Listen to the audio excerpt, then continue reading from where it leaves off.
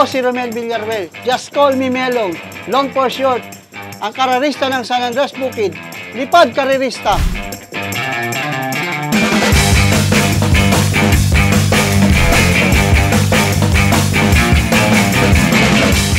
Yung unang lob ko is ano lang 6x8 lang siya. Medyo maliit lang siya. Nag-upgrade lang ako, nagdagdag ako ng konti, napaayos ko ng konti. So, nagpursige ako na maitayo yung mas komportable silang lob. Kaya nag-upgrade ako ng konti, nag-extend ako ng konti. So, ngayon medyo komportable naman sila. Importante kasi sa lob yung management. Kahit na maliit lang yung lob mo, pagka maganda yung management mo, pwede ka pa rin manalo. Ang mga ipagmamalaki ko dito sa lob ko is maliit lang siya pero marami naman akong naipanalo ng ibon.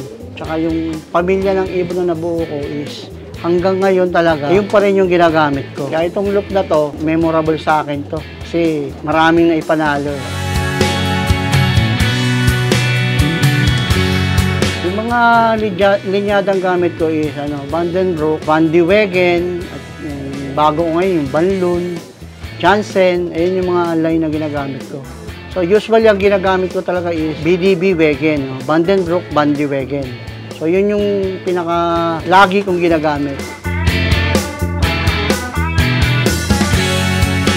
Pagdating sa lob management, kailangan lang talaga yung pili ka ng gamot na hihiyang sa mga alaga mo. Pwede rin yung mga imported na gamot, pwede rin yung local na gamot.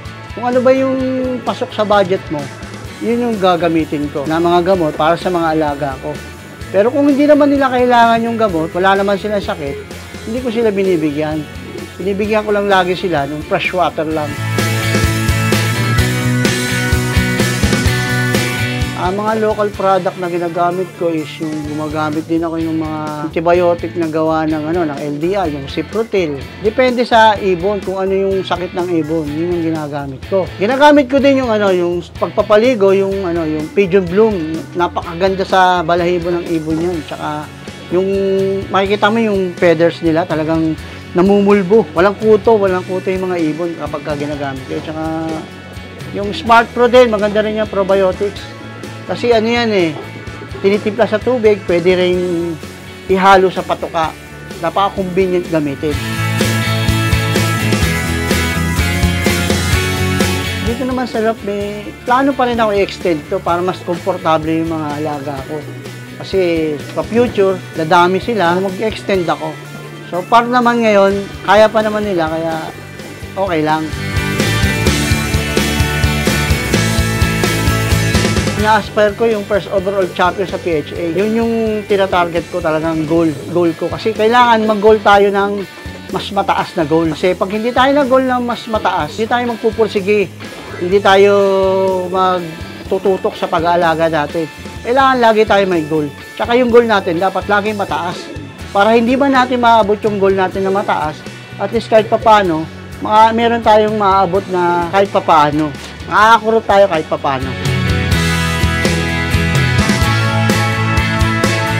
Ang naibibigay sa akin ito is number 1 yung joy, tsaka yung nare-relax ako. Lalo na pag may hawak akong ibon, nare-relax ako. Tsaka yung comfort, tsaka pag malungkot ako, ito mahawak ako ng ibon, comfort ako. Number 1 talaga itong hobby na to kasi siguro mamamatay na lang ako na nag-aalaga ng kalapate.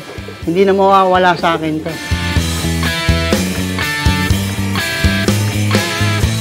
Sa mga newbie na gustong mag-alaga, encounter, magkarera, so dapat handa kayo. Simula kayo bumili sa parehas, huwag kayong tatangkilik na mga illegal na ibon.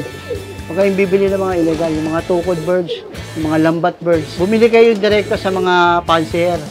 Makiusap kayo, bibigyan kayo niya ng mga linyada nila. Mga karerista, maraming salamat sa inyong panonood at pakikinig dito sa aming episode. Hanggang sa susunod na pagkakataon, magkita-kita tayo sa mga karera mula sa FEI, Rapid Dub, The Fancier's Choice.